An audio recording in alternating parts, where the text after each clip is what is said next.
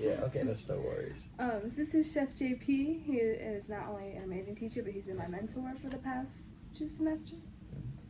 So how you doing today? Doing pretty well. How about you? Doing good. So how long have you been working at the Institute?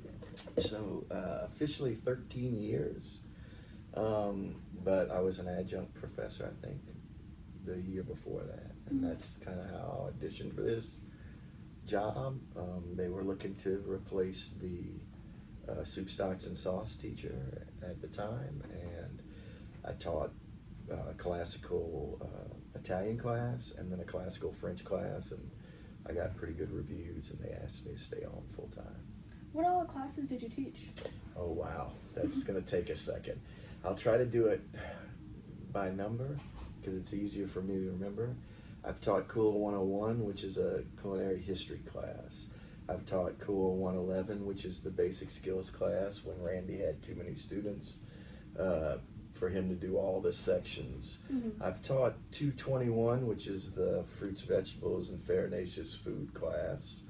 I've taught 222, which is the soup, stocks, and sauces class.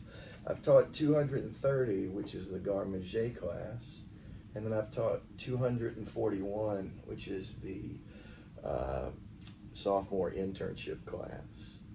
I've taught 371, which is a classical French class.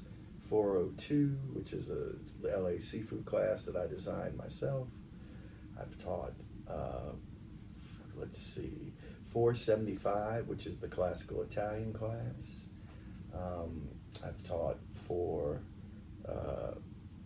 another one, 492, which was a special class that we did for crisis management to substitute out for our internship classes while we were dealing with the effects of COVID and most of the nation was shut down.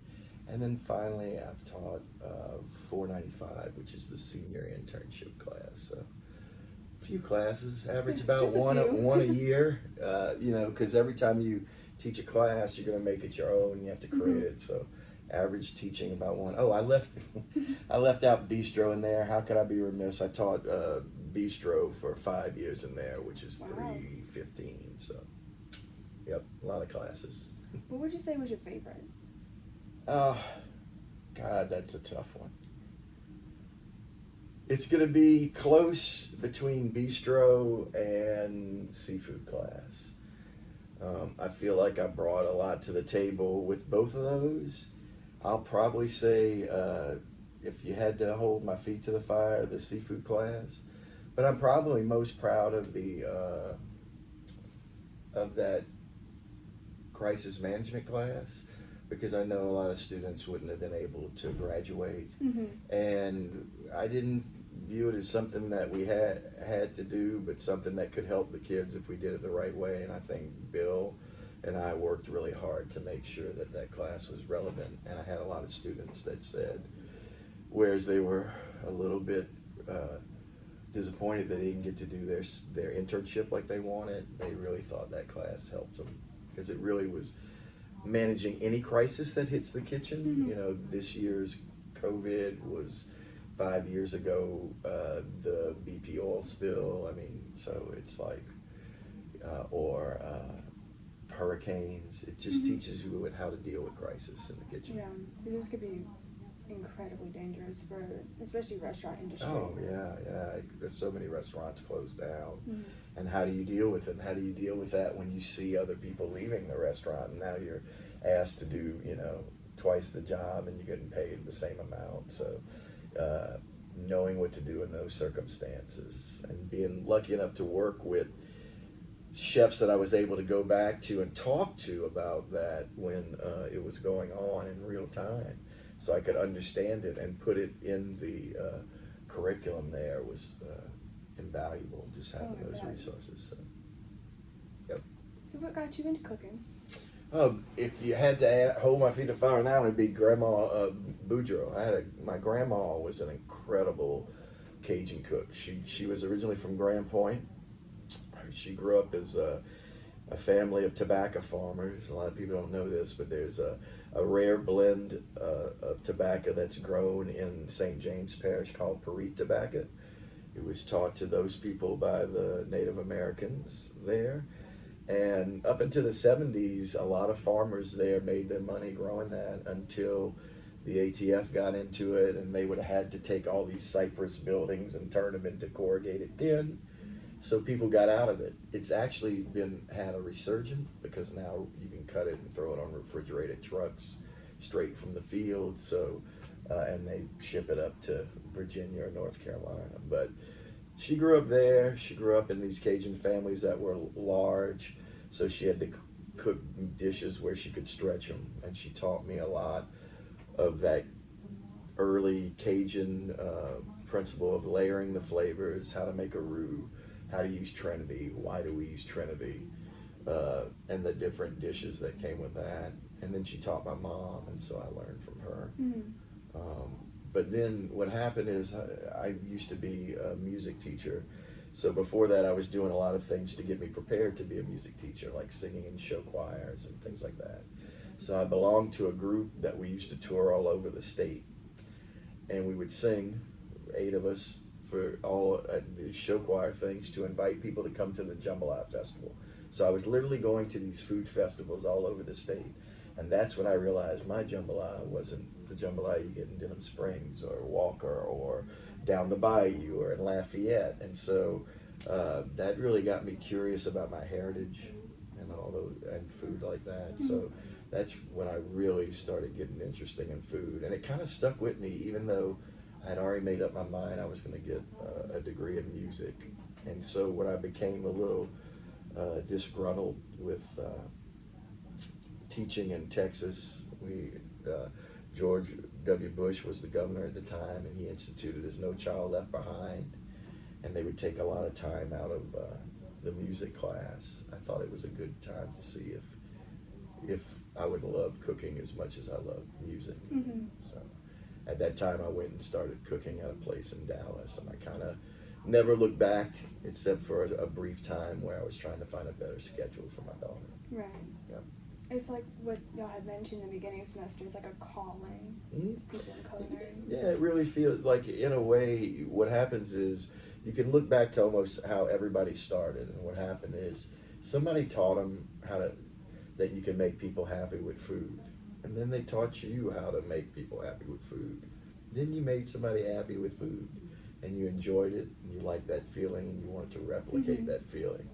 And the rest is just trying to master a subject matter that is so vast, you can never master it.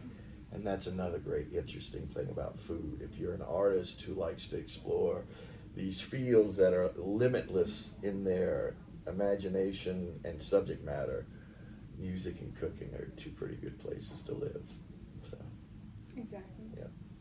So, career-wise, since you did begin as a music teacher, what would you say was biggest fear going into cooking? Well, I mean, a lot of times, again, like we said, is just kind of being found out a fraud, because they're looking at you like you're darn near 30. You know, I'll give you a perfect example. When Torrey McPhail took over at Commander's Palace, we were the exact same age, and he had over a decade of experience more than me. But quickly I was promoted to being the pastry chef there. Probably because he didn't realize how little experience I had. He just noticed how mature I was and how I performed in the kitchen. Because I distinctly remember him sitting me down after a difficult night trying to figure out how we're going to put out Bananas Foster for like 100 and make it look somewhat like you want it to look. And when it didn't go well, he basically got really upset. And he said, how many years you been cooking? I said, well, this is my 3rd. And his mouth hit the floor, because I don't think he knew at all that that's as little experience as I've had. So that was probably be the biggest thing, you know, being thought of as a fraud. But that's also why once I kind of got where I felt it like I was promoted beyond my level of experience, I found a really good mentor to go back and fill in those gaps. And it wasn't easy. I took a huge pay cut then, but it was for all the right reasons, and if I had to do it again, I would make the same decision. Do you think part of it was a little bit of imposter syndrome? Oh yeah, absolutely. I mean, but there's so much bravura in the kitchen, and also that was a different time where it was so male dominated, that you had to go in there with some arrogance, or they would kind of just eat you alive or beat you up, and it would be hard to cope with the kind of over ramped testosterone of the kitchen. A lot of that stuff I'm not. It's kind of the like aggressive version Oh, that you yeah. kind of see on the TV. Yeah, well, so think Gordon Ramsay. It's basically what I like to call light on instruction, hard on correction. They're going to assume you know everything, and then when you make a mistake, they're going to let you know it instead of teaching you the way they want it to be done, which is what we try to do now.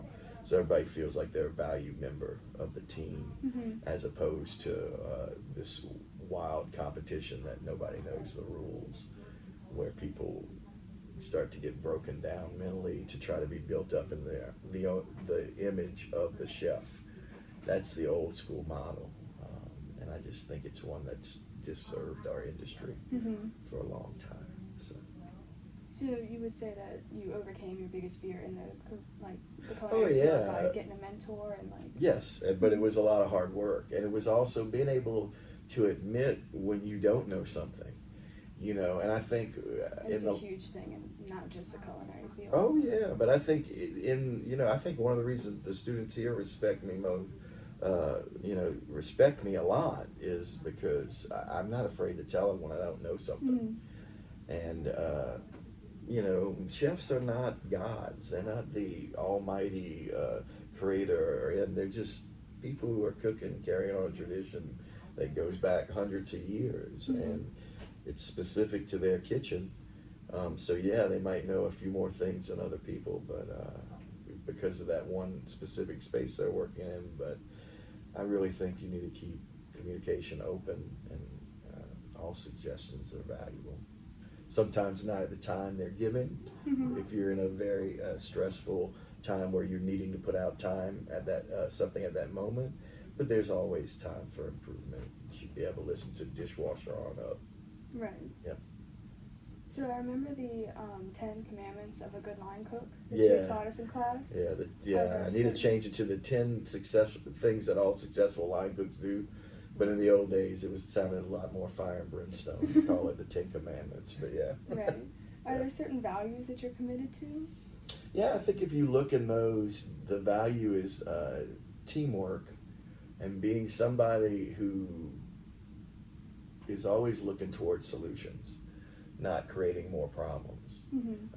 But basically, that whole list came about as me going, what are 10 things? Because I think you start trying to remember more than 10, even 10 sometimes on busy days. It's hard to keep all in your brain. But what I did is said, let me make a list of all the best qualities I've seen in line cooks that eventually get put into management. And then let me see if I can combine some of those into one, and see if I can make a list of about 10 different things that will help my students become more successful before others in the kitchen or other students. And honestly, one of the overriding themes that I did, because I did come from industry, I did not go through a culinary school.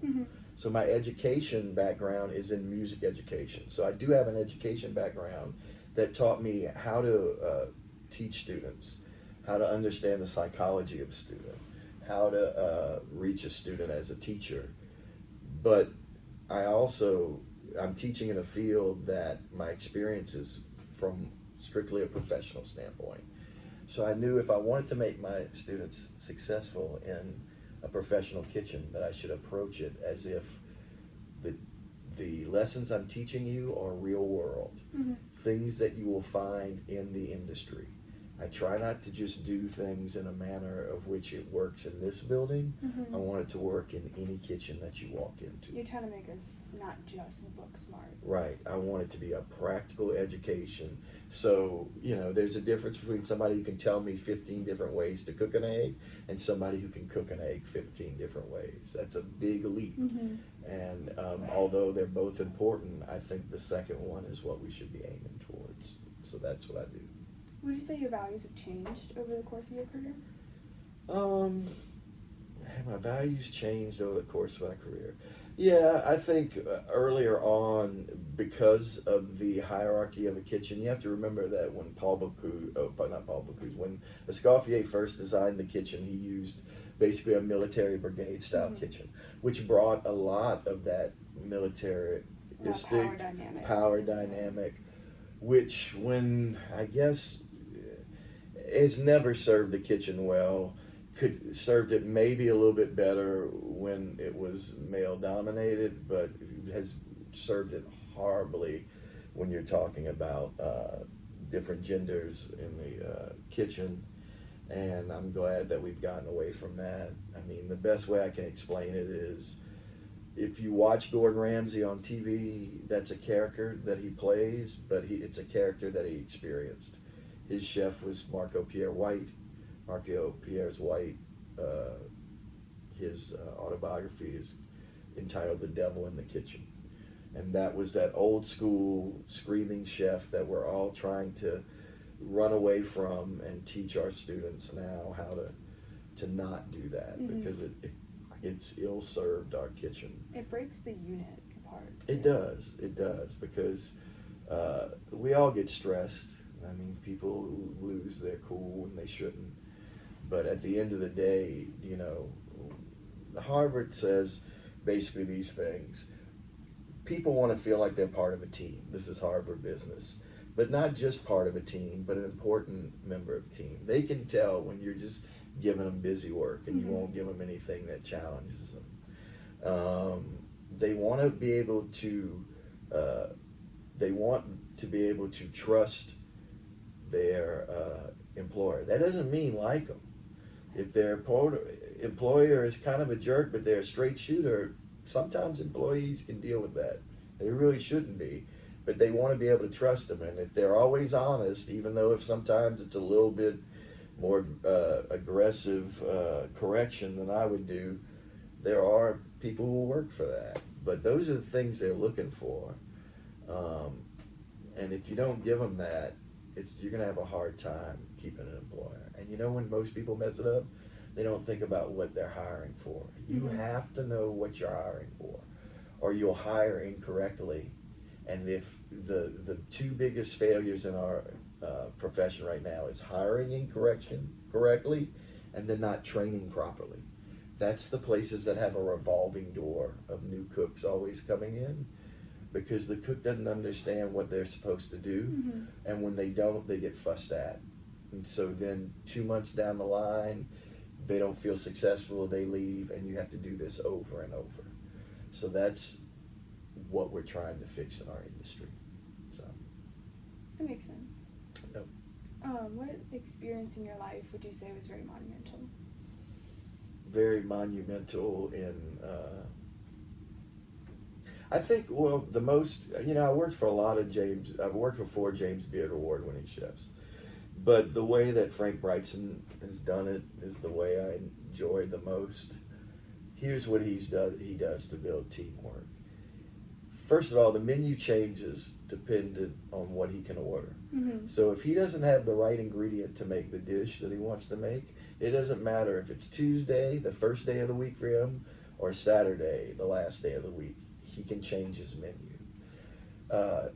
You receive a recipe from Frank Brigtsen when you are asked to do it. And when you're asked to do it, either he or the sous chef will talk you through the critical steps, and also you oftentimes work next to you, elbow to elbow, to show you exactly what he means by caramelized vegetable, because everybody's definition is not the same. Once you've mastered that, it goes into your little recipe book. When you're finished, as long as you're there, you're building recipes. The people who've been with him forever have all the recipes. The people who stay for a cup of coffee, they'll leave there with 3 recipes. But it allows you to build ownership. The other thing is every day you get a prep list from him. 2/3 of that prep list is yours for the station that you're working on. 1/3 of that prep list is little odds and ends for the entire kitchen that you can help out, because it's mostly knife cuts and things that you need to be trained on how to do anyway if you're coming to that kitchen as a beginner. But what it does is it makes you have to prep things at a standard that chef wants for other people. Mm-hmm. People who have been in the kitchen longer than you that will call you out on whether it's up to the standards or not, which immediately makes everybody start to have buy-in. Mm-hmm. This is, we work together as a group. And then it also, the two people in the back, big part of your job is making sure that you do inventory right. So chef can, because you inventory it every day. So you know that he can keep it on top of food costs, which most places don't. Mm-hmm. The inventory is what he orders from. You're lucky to be able to do this because it's a small restaurant. And then the two people in the back actually help plate up the food with the person in the middle. The two cooks cook perfect food all night and hand skillets to 3 people to plate the food up quickly and get it to the window. To me, the reason that the food is so consistent there is because the cooks are focusing on cooking the food perfectly. The rest of the cooks are working as a team to get that food to the customer in the quickest way possible, exactly how they ordered it. Right. So, to me, was the most important thing that I kind of took, or what I've taken from you. And now I'm forgetting the initial question. But if I could rephrase the question she asked before I went on this 5-minute aside, that's what I would rephrase. In fact, what was the question so you can edit this? It was an experience in your life that was monumental. This would be the most monumental experience, having somebody teach me a way to run the kitchen that didn't use the old school way of fear and intimidation, rather used a way of celebrating each individual team member. Would you say it was more difficult to work for like James Beard award-winning chefs or like kind of regular run-of-the-mill? Yeah, I mean, they're all difficult to work with for different reasons. If the place that's not James Beard is totally unorganized and has no vision, that can be twice as hard because you're not going to have good cooks around you. But the James Beard, depending on the culture that they've built, can be more challenging as well.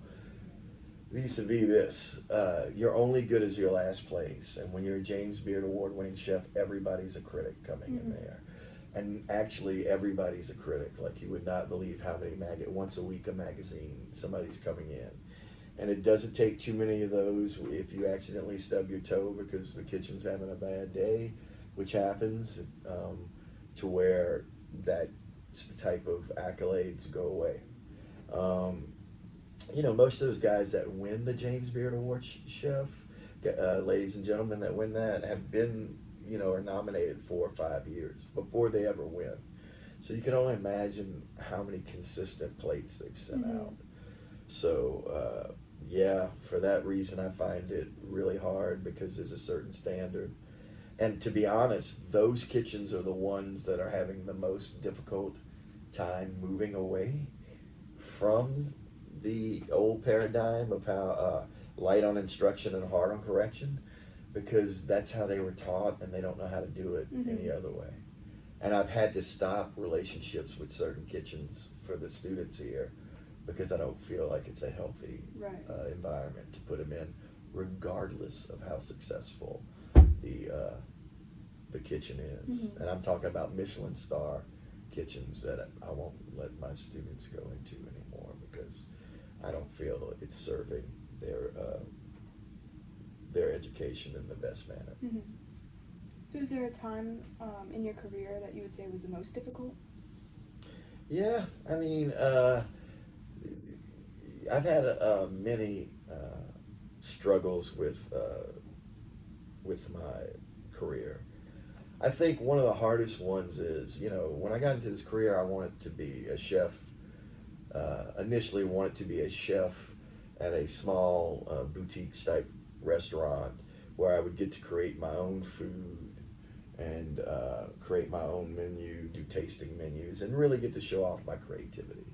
Of the 4 things I think all chefs really need to be talented, the one I'm probably strongest in is creativity. I've always felt like I'm somewhat an artist that can't seem to figure out how to monetize creativity in the world that we live in.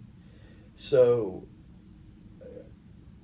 I could not make that work with personally being divorced and trying to make sure I made time for my family in the manner that I needed to. And so that's one of the reasons I went into teaching. And I think I was very fortunate that all my education up to then, teaching music, allowed me to understand how to be a good teacher. And the cooking experience with that made me a pretty doggone good educator. But the toughest thing was, my dream was to be a chef. And so to watch a lot of people that I worked with in the industry that I thought I brought different things to the table and a different set of creativity that would allow me to be just as successful, if not more successful, than people I've seen go on to bigger and better things. It's challenging to watch that when you know, even when you know that you're doing great things for your students. I've kind of had to take those dreams, talk to my students about what their dreams are. In a lot of ways, you live vicariously through them when you see them go on to succeed in things that you were hoping to do, but life just took you in a different direction, and you had to, you had to do the hard job of adulting. Sometimes you have to make sacrifices for your family, and those are hard choices to make. But in the end, that's what you're here to do, and that's what comes first. So would you say that your goal was to be able to express your creativity through food?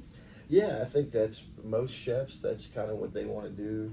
Some chefs are in it for money or prestige or things like that. But to me, if I made a beautiful dish and I had two of my best friends over at the house, and it was just us eating it, and nobody else was ever going to eat that, but I know how good it was and they enjoyed it, I'm as happy doing that as if I put something in a magazine or I showed it to a student and they thought it was the best thing they ever ate, or I executed in a restaurant and it was my dish, and got lots of accolades for it. It's really just it goes back again to Mama Boudreaux, made people happy with food and taught me that was a pretty fun thing to do, and I still enjoy doing that to this day.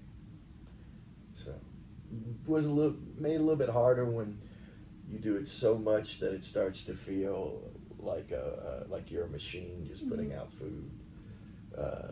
So I always have tried to have outlets that would bring me back to that. Or that's where music comes in. I'll follow on music or visual arts or crafts or stuff like that whenever I'm feeling stifled in a part of my cooking career where, it's just time to make the donuts. I have to do this, I have to do that, because this is what they're paying for me to do. I find other creative outlets, because if I don't, it just doesn't seem to work with me. Right. Yeah. So would you say you've been able to reach your goals in other ways? Oh yeah, I mean, I'm coming to an end on a 13-year basically career teaching here, and the legacy I think is the students. Which if you're a good teacher, there's teachers who teach subjects, and there's teachers who teach students. And I think by hearing the long list of classes I've been able to teach, I hope people realize that I've always been here to try to reach the student first, and then once they realize how much I'm there to support them, it becomes really easy for me to basically use any subject matter to help that student become a better chef or just a better productive member of society, which is a big part of what we do in college. I could teach you to be a great chef, but if I don't teach you how to pay your bills and support your family, what have I really taught you? So that's a big part of it too. Making sure you're well-rounded. Yeah, for sure. Yeah. So what advice would you give me for my career? I think, you always want to do research of where you're going to work. Before I worked with Frank Brigtsen, I had read a couple of books that had many biographies about him, and I talked to a lot of people, and I trailed in that kitchen. And even I had trailed in that kitchen and not accepted a position because they promoted me to somewhere else. But because I kept that relationship and did, even when I went through that process, was very professional. When I did decide to leave the Brennans after I worked over at another venue called Cafe Adelaide with them, I knew I was ready at this point and understood why I should go work for Frank, and I was able to sneak right in there. So I would just say, always do your research on where you want to work. Always try to work and be professional. When you leave a place, leave it as a professional, supporting it as best you can. I've always tried to give at least 2 weeks notice. You don't do all that work at certain places to where you can't put it on your resume, because you burn the bridge. Yeah, you burned a bridge or something like that. And even if you have employers, like sometimes you're going to work with somebody that you're vinegar and they're oil, and it doesn't mix, no matter how much you shake it up. Well, you still should be able to have people at that restaurant that knew what a good job you did, or at that establishment that you can reach out to for recommendations to further jobs. And the other thing is, because if you do that, if you work with really highly credible chefs and you do good work for them, you're not going to have to find the next job. They will help you find the next job. I work here because Frank Bryson recommended me for this job. I tried to get a job here before he recommended me. Nobody would look at me because they didn't know who I was, and they didn't know if I had the skills. One word from here, and they gave me a tryout as an adjunct. And apparently they liked what they saw because they kept me on. And that's also how I got from Chef Stephen Piles to Commander's Palace, and from Commander's Palace to Chef Bryson. It's all working for chefs that value what you did, and when you left, you did it in a professional way where they want to help you, because they know that if they help you, if you come to work for me and I teach you everything you need to know in 2 or 3 years, and you're ready for a new experience, why wouldn't I send you to a mentor? First of all, you're going to already know a little bit how they work, and they want great people. So why wouldn't I send you to those people if I've had good experience with them and they've had good experience with me? The cooking world is very small. You won't believe how small a community it is until you burn a bridge. Then you'll learn how small the community is. So that's another tip. Is there any advice that you wish you could have given to your younger self? Yeah, don't take things so personal. In a lot of this world, you have to take, if you take things personal, it'll get you disgruntled. And the second thing is, and this is something I'm horrible at, but if you can't self-promote yourself, you need to find somebody to self-promote yourself. We live in an age where people need to know social media, know you're on social media. If you're going to get anywhere, look at the 13 different courses I've taught here. I honestly don't think my bosses here probably realize that I've taught that many classes over the year, because I was so busy teaching them that I didn't sit there and say, hey, look at all the great classes I've taught. Look at all the great things I've done. I just assumed that people would notice. Right. And that's not how the world works. If you don't self-promote a little bit, people aren't going to notice. And the difficult thing about that is, some of us were brought up to where we see that as being a little arrogant or bragging. So maybe that's when you hire or get someone who is a little bit better with social media, just to do that for me. Had I done that early on in my career, where they would just said, hey, just get somebody to take pictures of this or that every time you do it, and I'll put this together for you. I'm sure it could have cost next to nothing. Or even if it was somebody who kind of wanted to do that as part of their career, maybe they would have traded that for knowledge that I had in the culinary profession. But I just think if I would have done that, I think that all your hard work will go a little bit further, because you'll be able to self-promote a little bit better. All the chefs that wind up becoming celebrity chefs or tend to make a little bit more money are really good with that. In fact, a lot of them actually are married to publicists. I know about 5 chefs that are super talented, but I don't feel they're any more talented than a great many of chefs that don't get the same recognition or field. And a lot of it is because they just get more social media presence and publication. So Makes sense. self-promote, if I had to do that over. But that's a fine line you have to work and not come across as somebody who's grandstanding. Because there are people out there who don't have the skills to pay the bills, but they make themselves look really slick on social media. Right. I think we all know that. So the people who do that sooner or later get found out. So make sure it's coming from a place that's the real article, really who you are, not from a place of hyperbole. So yeah. If you could guarantee that all the students that came through here would take one thing away, what would it be? Wow, that's a good one. If all of the students could take one thing away. You know, it's hard to explain how challenging the job can be. And I've never found a good way to explain to them, no matter how hard I try. And I you try to do it early on, but you also don't want to discourage people. But it is a blue collar job. Like most days I spent in the kitchen standing 10 to 16 hours a day in the kitchen, chopping things, cooking things, organizing things, lifting things, plating things up. It is hot, it is thankless, we are working while everybody else is partying. And when everybody is on our weekends, we're sleeping to rest up and recover from it. Or our weekend is a Tuesday or Wednesday where it's almost impossible to keep up with friends. Because what do they want to do on a Tuesday or Wednesday but go to bed early because they're trying to get to Friday?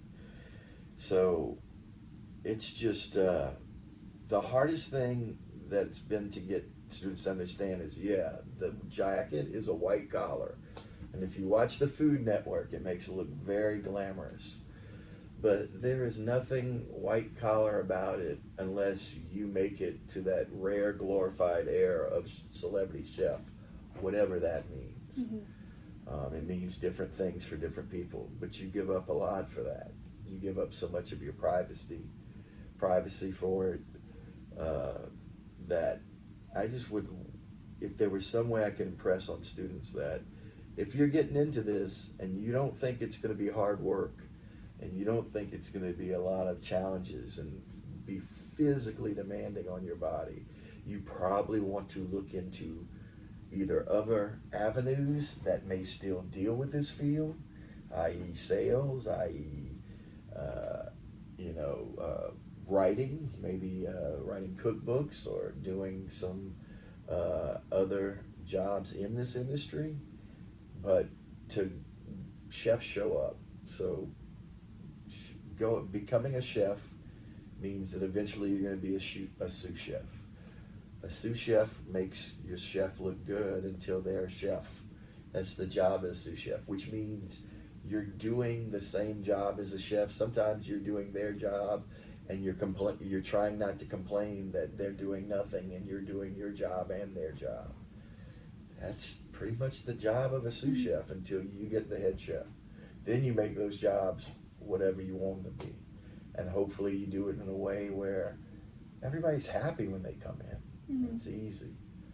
But I would say the one thing I want them to understand is it is a hard blue-collar job until you make it, you get to a point of your career where you can step back. And now you are more of a physical, a mental presence than a physical presence in the kitchen. Maybe the chef is more of setting the tone and the culture of the kitchen and keeping that on track, so everybody can just be put in the position where they're going to be most successful, and then your kitchen's going to be most successful. So yeah, it's a blue collar job. There's no white collar. That would be the biggest thing I would tell people. Otherwise, you're gonna get really frustrated really quick. Right. I feel like that's why, 5 years after people graduate from here, probably half of the people who started here are no longer in the field of cooking, because they come in here thinking about it with a different mindset. And it's hard to explain that to them. They keep coming back every day to learn those lessons and realize how much money they're paying into this, and knowing that when they get out, they're going to be making somewhere between $10 to $18 an hour, and thank God that's gone up a lot more. Mm-hmm. But it's a tough proposition to know that you're going to be working really hard for 7 years to probably get all those loans and everything paid Mm-hmm. off. So, yep. Well, that's the end of my questions. I really appreciate you doing this for me. No worries. Thank you Thank so you. much. I appreciate it.